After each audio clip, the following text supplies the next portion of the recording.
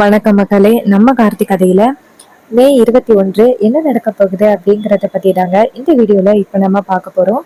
வீடியோவுக்கு மறக்காம லைக் பண்ணிக்கோங்க. நீங்க லைக் பண்றது தான் எங்களுக்கு அடுத்து வீடியோ போடுறதுக்கு ரொம்ப ரொம்ப இன்ட்ரெஸ்டிங்கா இருக்கும். ஸோ மறக்காம லைக் பண்ணிட்டு இந்த வீடியோவை தொடர்ந்து பாருங்க. என்ன நடக்குது அப்படின்னு பார்த்துக்கிட்டீங்கன்னா, நம்ம ஹீரோ இருக்காருல்ல, அவரு ஈஸ்வரி பேசிட்டு போனதை பார்த்துட்டு டென்ஷனா நிக்கிறாரு. அப்போ சேதுபதி சொல்றாரு, எவ்வளவு திமிரு இருக்கு பாத்தியா இவளுக்கு இன்னுமே. அந்த சின்ன வயசுல எப்படி இருந்தாலோ அதே மாதிரி இன்னமும் இருக்கிறா. அதுக்கு பரமேஸ்வரி சொல்றாங்க, என்னங்க அவ மேல கோவப்பட்டு என்னங்க பண்றது? நடந்த சூழ்ச்சிகளும் சந்தர்ப்பங்களும் நமக்கு எதிரா அவளை திருப்புற மாதிரி ஆகிருச்சு. அவங்க அம்மா இறந்ததுக்கு இன்னுமே நம்ம தான் காரணம் அப்படின்னு நினைச்சிட்டு இருக்கா. ஆனா உண்மையான காரணம் நம்ம கிடையாது அப்படிங்கிறத பேரன் கண்டுபிடிச்சிட்டான். ஆனா அதுக்கான ஆதாரத்தை தான் அவனும் தேடிக்கிட்டு இருக்கான். அந்த ஆதாரத்தை மட்டும் ஈஸ்வரி கிட்ட காமிச்சான். அதுக்கப்புறம் நம்ம குடும்பம் இப்படி பிரிஞ்சிருக்க வேண்டிய அவசியமே இல்லை. அதான் எப்ப நடக்கும் அப்படின்னு நானும் எதிர்பார்த்து காத்துக்கிட்டு இருக்கேன். அதுக்கு தாத்தா சொல்றாரு, என்னம்மா சொல்ற? அதுக்கு பரமேஸ்வரி சொல்றாங்க, ஆமாங்க, பேரன் இருக்கான்னு அவன் சண்முகம் அப்படிங்கிற ஒரு பழைய கான்ஸ்டபிள் இருந்தாருல்ல, அவரு ரிப்போர்ட்ஸ் கொடுக்க வந்திருக்காரு, எப்படி அந்த சிவகாமி இறந்தா அப்படின்னு. ஆனா அந்த ரிப்போர்ட்ஸை கொடுக்க விடாம தடுத்துட்டான் அந்த முத்து. ஏன்னா அவன் தான் சிவகாமி இறப்புக்கூட காரணமே. அன்னைக்கு மட்டும் அந்த உண்மை எல்லாருக்கும் தெரிஞ்சிருந்துச்சுன்னா இவ்வளவு பெரிய அநியாயமே நடந்திருக்காது. இப்படி ஒரு சம்பவத்தை பண்ணவன் அந்த முத்து. அவன் தான் இப்படி பண்ணான் அப்படின்னு நிரூபிக்கிறதுக்கான இருந்த ஆதாரம் சண்முகம் தான். ஆனா அவனை காலி பண்ணிட்டான் அந்த முத்து. அதனாலதான் இன்ன வரைக்கும் ஆதாரத்தை நிரூபிக்க முடியாமையே இருக்கும். அதுக்கு தாத்தா சொல்றாரு, என்னம்மா இவ்வளவு பெரிய விஷயம் நடந்திருக்கு, நான் இப்பவே போறேன் அந்த முத்துவ ஒரு கேள்வி கேக்குறேன் அப்படின்னு. அதுக்கு ஹீரோ சொல்றாரு, இல்ல தாத்தா, அவன் நமக்கு எதிரா அந்த சூழ்ச்சிய திருப்பி விடுறதுக்கு வாய்ப்பு இருக்கு. அதனாலதான் நான் இப்போதைக்கு அமைதியா இருக்கேன். எத்தனை நாள் அவன் இதே மாதிரி உண்மையை மறைச்சு வச்சிருப்பான் அப்படின்னு நானும் பாக்குறேன். கண்டிப்பா அவன் என்ன பண்ணான் அப்படிங்கிற விஷயம் எல்லாருக்கும் ஒரு நாள் தெரிய வரும். அத்தைக்கும் தெரிய வரும். அப்போ கண்டிப்பா அவன் அந்த தண்டனையெல்லாம் அனுபவிப்பான். இது எல்லாமே இன்னும் 10 நாள்ல நடக்க போகுது. அத்தை கிட்ட நம்ம மேல எந்த தப்புமே இல்லை அப்படின்னு சொல்லி இந்த கும்பாபிஷேகத்தை சிறப்பா நடத்தணும். நான் போயிட்டு கும்பாபிஷேகத்துக்கான ஏற்பாடுகளை பாக்குறேன் தாத்தா. சேதுபதி சொல்றாரு, சரியா பேரண்டி, உன்னை கேட்காம நான் அத்தனை பேருக்கு முன்னாடி அப்படி ஒரு சவால் விட்டது ரொம்ப தப்புதான். ஆனா அவங்க எல்லாரும் நம்ம குடும்பத்தை ஒரு மாதிரி பேச ஆரம்பிச்சுட்டாங்க. அது எதையுமே என்னால தாங்கி கொள்ள முடியல. அதனாலதான் நான் எல்லாருக்கும் முன்னாடியிலையும் அப்படி ஒரு சவால் விட்டேன். நான் பண்ணது தப்பா பேராண்டி? அப்ப ஹீரோ சொல்றாரு, தாத்தா, நீங்க என்ன முடிவெடுத்தாலும் அதுல கட்டாயம் ஒரு காரணம் இருக்கும். நீங்க அப்படி சவால் விட்டது எனக்கு கொஞ்சம் வருத்தமா தான் இருக்கு. ஆனா இந்த கோவில் கும்பாபிஷேகம் நடக்கணும் அப்படிங்கிற ஒரு நல்ல நோக்கத்துக்காக தானே நீங்க அப்படி ஒரு சவால் விட்டீங்க. சோ நான் அந்த விஷயத்த பொறுத்த வரைக்கும் உங்க மேல எந்த விதத்துலயும் தப்பு சொல்ல மாட்டேன் அப்படின்னு ஹீரோ நேரா தாத்தாவை பார்த்து, சரிங்க தாத்தா, இன்னும் 10 நாள்ல கோவில் கும்பாபிஷேகம் நடக்க போகுது. சோ நான் போயிட்டு கோவில்ல உள்ள ஏற்பாடுகளை நான் பாக்குறேன். உடனே தாத்தாவும் சரிங்க பேரண்டி அப்படின்னு சொல்ல நம்ம ஹீரோ அந்த இடத்துல இருந்து கிளம்புறாரு. பாட்டி நேரா அவங்க தாத்தாவை பார்த்து, பாத்தீங்களா பேராண்டி எப்படியாவது இந்த கும்பாபிஷேகம் நடக்கணும் அப்படின்னு ரொம்பவே எதிர்பார்த்து காத்துக்கிட்டு இருக்கான். ஆனா இந்த ஈஸ்வரி நம்ம குடும்பத்துக்குள்ள அடுத்தடுத்து ஏதாவது ஒரு பிரச்சனையை கொண்டுகிட்டே வந்துகிட்டே இருக்கா. இது எல்லாத்துக்கும் காரணம் கூடவே இருக்காளே அந்த சந்திரா, அவதான். அவளுக்கும் தெரியுமா அவ அம்மா எப்படி இறந்தா அப்படின்னு. அது தெரிஞ்சும் தப்பு பண்ணவனுக்கு அவ்வளவு பெரிய சப்போர்ட் கொடுத்துக்கிட்டு இருக்கா. இதுல இருந்தே அவ எப்படிப்பட்டவ அப்படின்னு நீங்க புரிஞ்சிருப்பீங்க. அதுக்கு தாத்தா சொல்றாரு, ஆமா, எனக்கு நல்லாவே புரியுது. அவ சூழ்ச்சி முறைய பயன்படுத்தி நம்ம குடும்பம் கடைசி வரைக்கும் ஒண்ணு சேரவே கூடாது அப்படின்னு நினைக்கிறா. அதோட ஈஸ்வரிக்கு பிரச்சனை கொடுக்கணும் அப்படிங்கறதுக்காகவும் அதை இதையெல்லாம் பண்ணிக்கிட்டு இருக்கா. எவ்வளவு நாள் இப்படி பண்றா அப்படிங்கிறத பாப்போமே. பேர சீக்கிரம் உண்மையெல்லாம் கண்டுபிடிச்சிருவான். கோவில் கும்பாபிஷேகத்தையும் சிறப்பா நடத்த போறான். அப்போ அவ என்ன பண்ண போறா அப்படிங்கிறத நானும் பாக்குறேன் அப்படின்னு சொல்லிட்டு நம்ம பாட்டியும் தாத்தாவும் பேசிக்கிட்டு இருக்காங்க. அப்புறமா நம்ம ஹீரோ வந்துட்டு நேரா கோவிலுக்கு போறாரு. அங்க போயிட்டு கும்பாபிஷேகத்துக்கான ஏற்பாடுகள் எல்லாமே நல்லபடியா நடக்குதா அப்படின்னு பாத்துக்கிட்டு இருக்காரு. அப்பதான் அந்த பக்கமா ஒரு ஐயர் வராரு. வந்துட்டு, தம்பி, கோவில் கும்பாபிஷேகத்துக்கான ஏற்பாடுகள் எல்லாமே நல்லா நடக்குது தம்பி. இது மாதிரி அம்மனுக்கு இவ்வளவு பெரிய அநியாயம் நடக்கும் அப்படின்னு நாங்க யாருமே கொஞ்சம் கூட எதிர்பார்க்கவே இல்லை.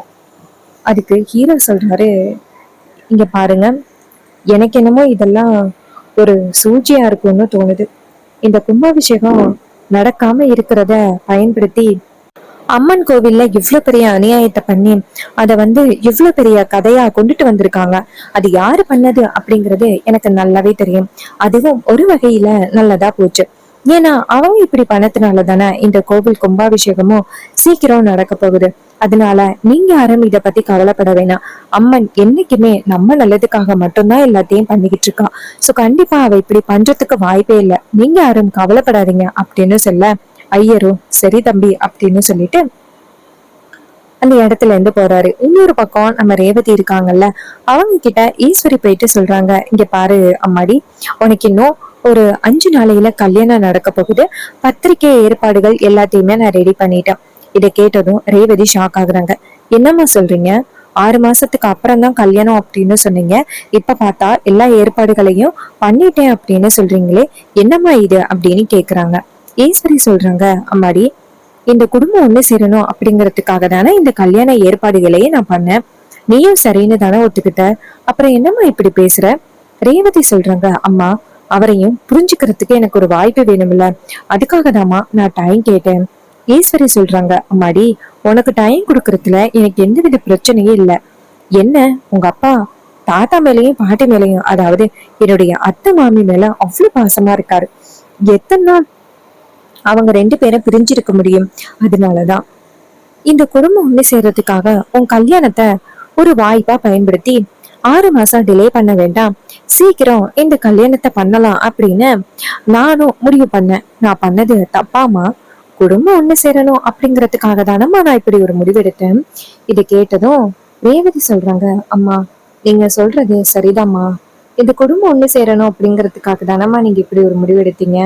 சரிம்மா, நான் கல்யாணத்துக்கு ஒத்துக்கிறேன் அப்படின்னு சொல்ல ஈஸ்வரியும் செம்ம ஹாப்பி ஆகுறாங்க. ரேவதி கல்யாணத்துக்கு ஒத்துக்கிட்டா அப்படின்னு. அப்ப ரேவதி சொல்றாங்க, அம்மா, நான் அப்படியே அக்கா கூட சேர்ந்து கோவிலுக்கு போயிட்டு வரேன். அதுக்கு ஈஸ்வரி சொல்றாங்க, சரிம்மா, நீ கோவிலுக்கு போயிட்டு வா. ஆனா இடையில உன்கிட்ட யாரு பேசினாலும் அதிகமா அவங்க கிட்ட பேசுற வேலை வச்சுக்க கூடாது, சரியா? அவங்க தேவையில்லாம பேச்சு கொடுத்து நம்ம குடும்பத்துக்குள்ள ஏதாவது பிரச்சனையை கொண்டுட்டு வரணும் அப்படின்னு ட்ரை பண்ணுவாங்க. சோ அவங்க யாரும் இப்படி பேசினாலும் நீ பேசக்கூடாது, சரியா? உடனே நம்ம ஹீரோயினும் சரிம்மா அப்படின்னு சொல்லிட்டு நேரா ரோகிணிய பார்த்து, சரி வாடி போயிட்டு வரலாம் அப்படின்னு சொல்ல, ரோகிணியும் சரி வா அப்படின்னு சொல்லிட்டு 2 பேருமே சேர்ந்து கோவிலுக்கு கிளம்புறாங்க. ஈஸ்வரி இத பார்த்துட்டு செம்ம ஹாப்பியா நேரா அவங்க கலாக்கிட்டையும் மருதிக்கிட்டையும் போயிட்டு பத்திரிகையை காமிக்கிறாங்க. பத்திரிகையை காமிச்சு, இங்க பாருங்க, இந்த கல்யாணம் இன்னும் 5 நாளையில நடக்க போகுது. மருது செம ஹாப்பியா, என்னத்த சொல்றீங்க, 5 நாளையில நடக்க போகுதா? நீங்க இப்படி டிலே பண்றத பார்த்தா 6 மாசம் ஆயிரும் அப்படின்னு நேத்துதான் நினைச்சேன். ஆனா நீங்க இப்ப 5 நாளையில கல்யாணம் அப்படின்னு சொல்றீங்க. எனக்கு ரொம்ப சந்தோஷமா இருக்குத அப்படின்ட்டு. அப்ப கலா சொல்றாங்க, ஆமாத்த, நீங்க இவ்வளவு சீக்கிரம் ஏற்பாடு பண்ணுவீங்க அப்படின்னு எதிர்பார்க்கல. இந்த விஷயம் ரேவதிக்கு தெரியுமா? அவ ஒத்துக்கிட்டாளா அப்படின்னு. அதுக்கு ஈஸ்வரி சொல்றாங்க, அவ ஒத்துக்கிட்டா. நான் சொல்ற பேச்ச அவ கேட்டுத்தானே ஆகணும். அவ எப்படி என் பேச்ச கேட்காம போவா? உடனே அவர் சொல்றாரு, ஆமா, உங்க பேச்ச கேட்காம இருக்க முடியாதுல்ல அப்படின்னு சொல்லிட்டு செம்ம ஹாப்பியா பேசுறாங்க. அப்புறமா ஈஸ்வரியும் சொன்னதை கேட்டுட்டு ரேவதியும் ரோகிணியும் கோவிலுக்கு போறாங்க. அங்க போயிட்டு 2 பேரும் சாமி கும்பிடுறாங்க. அப்ப ரேவதி சாமி கும்பிடுறாங்க. என்ன சொல்றாங்கன்னா, இந்த குடும்பம் ஒண்ணு சேரணும் அப்படிங்கிற ஒரே ஒரு நோக்கத்துக்காக மட்டும்தான் நான் இந்த கல்யாணத்துக்கு ஒத்துக்கிட்டேன். மத்தபடி அவரை எனக்கு அந்த அளவுக்கு பிடிக்கவே இல்லை. வெளி தோற்றத்துல எப்படி நான் அவரு இந்த ஊருக்கெல்லாம் சாப்பாடு போடுறாரு, எத்தனை பேருக்கு உதவி பண்றாரு அப்படிங்கறது எல்லாத்தையுமே பார்த்தேன். ஆனா அவருக்கும் இதுக்கும் எந்தவித சம்பந்தமும் இல்ல அப்படின்னு ஏதோ என் மனசு சொல்லுது. அதான் எனக்கு ரொம்ப பயமா இருக்கு. அப்படின்னு சொல்லிட்டு அந்த ரேவதி வந்து சாமி கிட்ட பேசிக்கிட்டு இருக்காங்க. அப்ப ரோகிணி நேரா சாமி கிட்ட வேண்டாங்க. அம்மா வந்துட்டு ரேவதிக்கு பத்திரிக்கை எல்லாம் அடிச்சுட்டாங்க, சீக்கிரம் இந்த கல்யாணத்தை முடிக்கணும் அப்படின்னு ரொம்ப பிடிவாதத்தோட இருக்காங்க. ரேவதிக்கு பழைய ஞாபகங்கள் இல்ல, அவளுக்கு மட்டும் பழைய ஞாபகங்கள் வந்துருச்சு அப்படின்னா கண்டிப்பா அம்மாவோட திட்டம் எதுவுமே செல்லுபடியாகாது. ரேவதி தூக்கி போட்டுட்டு அவ பாட்டுன்னு கிளம்பிடுவா. கடவுளே, நீங்க தான் எப்படியாவது ரேவதிக்கு ஒரு நல்ல வழிய காமிக்கணும், அவ கடைசி வரைக்கும் சந்தோஷமா இருக்கிறதுக்கு நீங்க தான் வந்துட்டு வழிவகுக்கணும் அப்படின்னு சொல்லிட்டு நம்ம ரோஹிணி வந்துட்டு சாமி கும்பிடுறாங்க. அதே நேரத்துல அந்த பூசாரி சொல்றாரு, அம்மா அங்க கார்த்தி தம்பி அன்னதானம் போட்டுக்கிட்டு இருக்காரு, கோவில் கும்பாபிஷேகம் சீக்கிரம் வரப்போறது இல்ல, அதுக்கான அன்னதானம் பண்ணிக்கிட்டு இருக்காரு, நீங்க போய் வேணும்னா அன்னதானம் வாங்கிக்கிடுங்களேன். உடனே ரேவதி நினைக்கிறாங்க, என்னது அன்னதானமா, அவரு வீட்ல இல்ல இருக்காரு, வீட்ல இருக்கிறவரு எப்படி அன்னதானம் போட முடியும் அப்படின்னு நேரா அவங்க அக்காவை பார்த்து, அக்கா என்னக்கா இது, அவரு வீட்டுல தானக்கா இருக்காரு, ஆனா இங்க அன்னதானம் போறதா சொல்றாங்க, ஒருவேளை நமக்கு முன்னாடியே கோவிலுக்கு வந்திருப்பாரோ. அதுக்கு ரோஹிணி சொல்றாங்க, இருக்கலாண்டி, சரி வா போய் பார்க்கலாம் அப்படின்னு. ரோஹிணி என்ன நினைக்கிறாங்கன்னா, ரேவதி எதேச்சியா பார்த்தாவது உண்மையான கார்த்தி வீட்டுல இருக்கிறவன் இல்ல, இங்க இருக்கிறவர் தான் உண்மையான கார்த்தி அப்படிங்கிறத புரிஞ்சுப்பா அப்படின்னு நினைச்சு சரி அப்படின்னு கூட்டிட்டு போறாங்க. அங்க நம்ம ஹீரோ வந்துட்டு அன்னதானம் போட்டுக்கிட்டு இருக்காரு. அதை பார்த்துட்டு ரேவதி சொல்றாங்க, அக்கா அவரு என்னோட எம்டி சாருக்கா, அவரு அன்னதானம் பண்ணிக்கிட்டு இருக்காரு, ஆனா அங்க கார்த்திய அன்னதானம் பண்றதா சொல்றாங்க, எனக்கு ஒண்ணும் புரியலையே அப்படின்னு. ரோகிணி சொல்றாங்க, இரு ரேவதி, 2 பேருக்கிட்ட கேட்டுக்கலாம் அப்படின்னு அந்த பக்கமா ஒருத்தவங்க வராங்க. அவங்கள பார்த்து ரோகிணி சொல்றாங்க, அம்மா அங்க அன்னதானம் பண்ணிக்கிட்டு இருக்காங்களே அவங்க யாரு அப்படின்னு கேக்குறாங்க. அதுக்கு அவங்க சொல்றாங்க, இல்லம்மா எதுவுமே தெரியாத மாதிரி கேக்குறீங்க, அவருதான் சேதுபதி ஐயாவோட பேரன், எல்லாருக்கும் எப்பவுமே அன்னதானம் வழங்கிடுவாரு, அதத்தான் அவர் இப்ப பண்ணிக்கிட்டு இருக்காரு, யாருன்னு தெரியாத மாதிரி பேசுறீங்க, நீங்க என்ன ஊருக்கா புதுசு, ஈஸ்வரி அம்மாவோட மகதானே நீங்க அப்படின்னு சொல்லி கேட்டதும் நம்ம ரேவதிக்கு ரொம்ப அதிர்ச்சியா இருக்கு. ரேவதி சொல்றாங்க, அக்கா என்னக்கா இது. ரோகிணி சொல்றாங்க, ஆமாண்டி எனக்கும் அதான் புரியல அப்படின்னு சொல்லிட்டு நேரா அன்னதானம் நடக்கிற இடத்துக்கு போயிட்டு சாப்பாடு வாங்குறாங்க. ஹீரோ வந்துட்டு ரேவதிய பார்த்ததும் ஷாக் ஆகுறாரு. ஹீரோ சொல்றாரு ரேவதி கிட்ட, நீங்க இங்க என்ன பண்றீங்க. ரேவதி சொல்றாங்க, கோவிலுக்கு யார் வருவாங்க, சாமி கும்பிடறதுக்காக தான் வந்தோம், அப்ப நீங்க அன்னதானம் பண்ணிக்கிட்டு இருக்கிறத பார்த்தேன், நீங்க தான் சேதுபதி தாத்தாவோட பேரே அப்படின்னு எல்லாரும் சொல்றாங்களே உண்மையா அப்படின்னு. அப்ப ஹீரோ வந்துட்டு சொல்றாரு, ஆமா அப்படின்னு. இதை கேட்டதும் ரொம்பவே அதிர்ச்சி ஆகுறாங்க ரேவதி.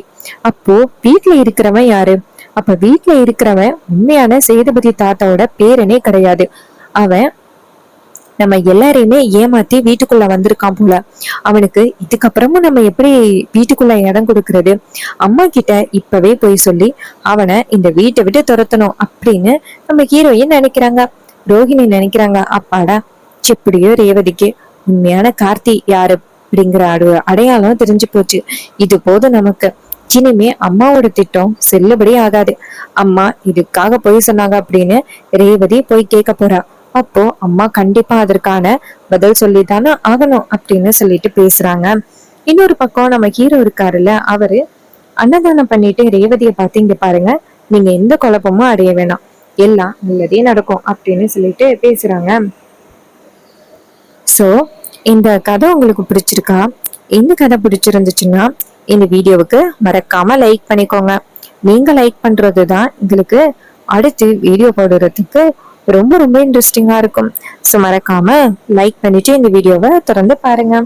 அது மட்டும் இல்லாம நம்ம கிட்ட ஹேர் கிளிப்ஸ் அண்ட் ஆக்சசரிஸ் எல்லாமே ஜஸ்ட் 5 ரூபீஸ்லேருந்து 10 ரூபீஸ் வரைக்கும் அவைலபிளா இருக்கு.